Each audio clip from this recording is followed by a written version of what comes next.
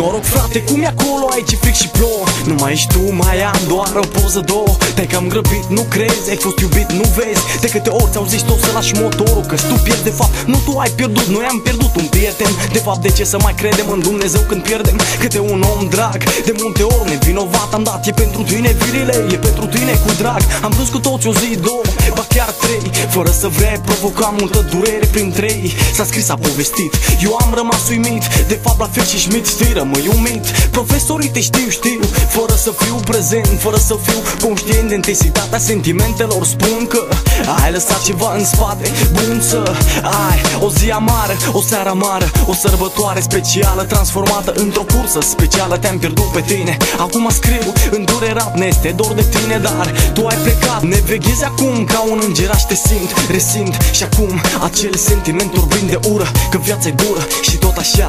Te-am pupat, rămâi cu bine, îngeraș prefăcut în stea.